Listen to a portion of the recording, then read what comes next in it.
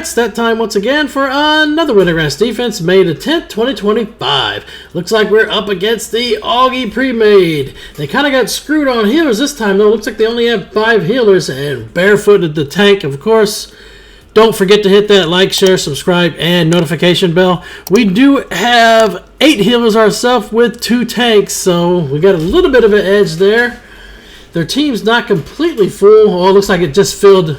The Battleground enemies does not update while you're in combat because it has to add a macro to the button so that way it can target the player that it's actually clicking on. Try to get them off this flag. They do have it capped because offense always has the first flags in all of the workshops. I still think all the workshops should be neutral. If all 4 workshops started neutral, everybody would have to pick and choose where they want to go, and you wouldn't always have, you know, the massive team fight here, right? Seems like almost all matches start off the same way. They all want to come to the Sunken Ring to get this big team fight going, and whoever wins this fight usually wins the match 90% of the time. We are getting kills. We have the flag capped. Should have rank here very soon if we don't already. Looks like we're about to get it right now. Rank 2. There's 10 kills. There it is. Builds, build, build. Get some vehicles. Probably build some catapults, because it looks like we have not finished wiping their entire team yet. Get them catapults out. Start the barbecue early. Get them down. I like it when they all group up like that and you just massacre them there with fire on multiple targets at once. Doesn't matter if they take out your catapult because we're right here. We can just rebuild. That's the whole thing. When you fight on top of the flag like that, whoever gets control of that workshop, as long as you keep it clear and you can build inside, you're easily going to wipe the team that's there for sure. They do have a couple vehicles of their own, it looks like. We just got to keep pushing through. Most of the time, I like to push all the way to East Spark Workshop here. Doesn't matter if we already have rank 2 or not, just because if you cap East Spark Workshop, that's going to force their entire team to resurrect over at West Spark. Puts them pretty far away from the base. Granted, like I said, then you got time to take out the East Tower and build a massive amount of vehicles to hit that South Tower in case they try to come back to defend. Sometimes they come back to defend there. Not often enough where you have to really worry about it, but hey, it does happen. We've seen a couple people in those towers.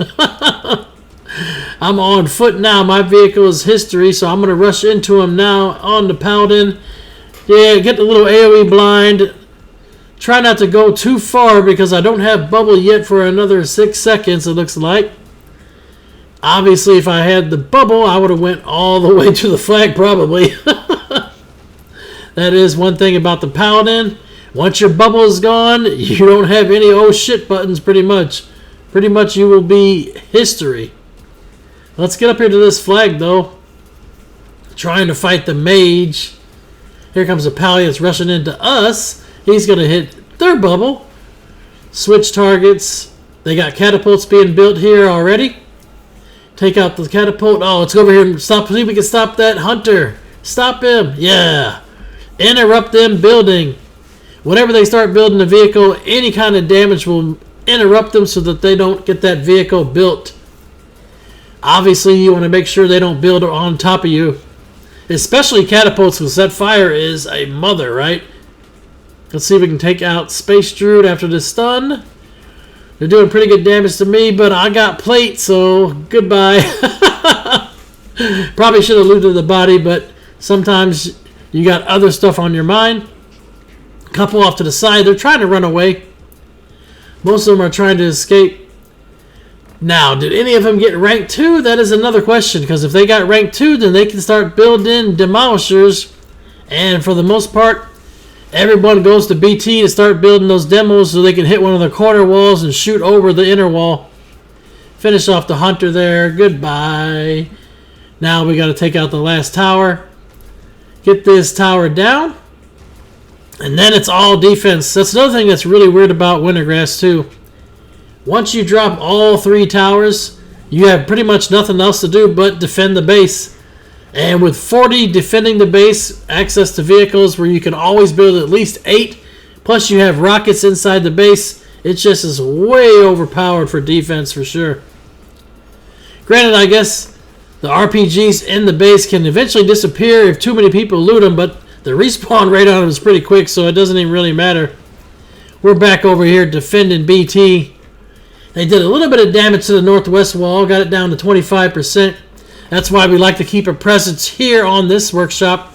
This is the workshop that they will want to take because it's the closest to the wall that they got the most damage on. Otherwise, they got to keep coming from BT. That's a long haul to get all the way over there. Pretty much, we just got to run out the clock now. Need 10 here to hold BT. Yeah, we do. Oh, no, I'm going to use my bubble there. Sometimes you got to do what you got to do. Might have to run and reset here. We got a few people coming out. I'm going to use this rocket. Now we're going to come back with some more people. We still have the flag. That's good news. But yeah, I don't really post a lot of Wintergrass defense matches anymore because it doesn't feel like it's that much of a challenge, right? You're posting a Wintergrass defense. It seems like almost anybody can win that one. For the most part, like I said, whoever wins that first team fight and can build first pretty much wins the match. There's not a whole lot you can do to come back from that loss at the first team fight, man. They really need to do something so you can actually flip the tides, right? I don't know what they could do to fix that, though, because that's pretty crazy, right? I don't know. I still think it's messed up, too, that defense never goes down to 0 vehicles, but offense can. That is really bad for offense, for sure. And to make it even worse, when offense has 0 vehicles, defense has 24. That is crazy. Especially if they had all catapults. Augie goes down there. Take out the Warlock next.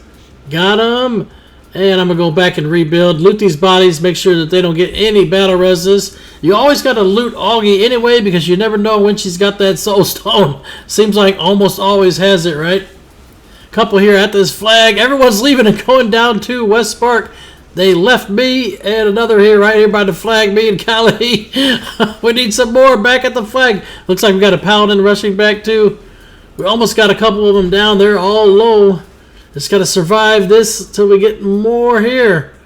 Man, we're pushing both workshops from both sides. Got a big push on West Spark and a big push on East Spark too. I don't have any much left. I need to proc some more holy power to heal. Nope, I'm going to go down. By the time I came back, it looks like our team had cleared most of them out, and I already had a chance to build. They got a lot more that are here now, though. Obviously, they took West Spark. We were not able to take that one down there. That was pretty much their only spawn location. Build cat is at BT. Yeah, we've only got a minute left to run out the clock, though, so I think we're pretty much golden at this point. All we need to do is see how long we can hold this for. Can we hold it until the end of the match? I don't know. By the time they cap it, though, it takes a little bit for the NPC to flip before they can even build here, and it's already over with by then. There's only, 33 seconds left. I'm going to run back over this way. Come back in with the rest of our team. Try to regroup here. 2 seconds, it didn't even matter.